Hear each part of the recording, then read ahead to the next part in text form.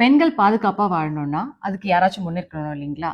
அதுக்காக தான் திமுக கழகம், அதாவது திராவிட முன்னேற்றக் கழகம் பல ஆண்டு காலமா பெண்களின் பாதுகாப்புக்காகவும், பெண்களின் உரிமைக்காகவும் குரல் கொடுத்து நிற்கிறதுங்க. ஒரு சமூகத்துல பெண்கள் பாதுகாப்பா இருந்தா தான் அந்த சமூகம் முன்னேறுங்க. அந்த பயணத்துல நாங்களும் ஒரு சிறிய பங்கு தான். அந்த சிறிய பங்கும் ஒவ்வொரு பெண்களின் பாதுகாப்புக்காகவும், நம்பிக்கைக்காகவும் மட்டுமே. பெண்களின் பாதுகாப்பு நம்முடைய பொறுப்பு என்று இயங்கிக் கொண்டிருக்கும் இயக்கம்தான் திராவிட முன்னேற்றக் கழகம். கலைஞர் மகளிர் உரிமை தொகை திட்டம், அரசு பேருந்துகளில் மகளிருக்கு இலவச பயணம், புதுமை பெண் திட்டம், பெண் குழந்தைகளுக்கு பாதுகாப்பு திட்டம் போன்ற பல நலத்திட்டங்களை செயல்படுத்தி வருகிறது நமது திராவிட முன்னேற்ற கழகம்.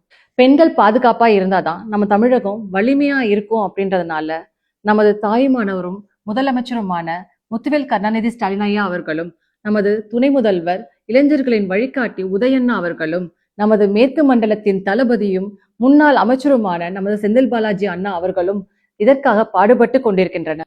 நமது திராவிட முன்னேற்றக் கழகம் பெண்களின் பாதுகாப்புக்காக பல நல்ல செயல் திட்டங்களை செய்து நம்மை காத்து அரவணைத்து வருகிறது.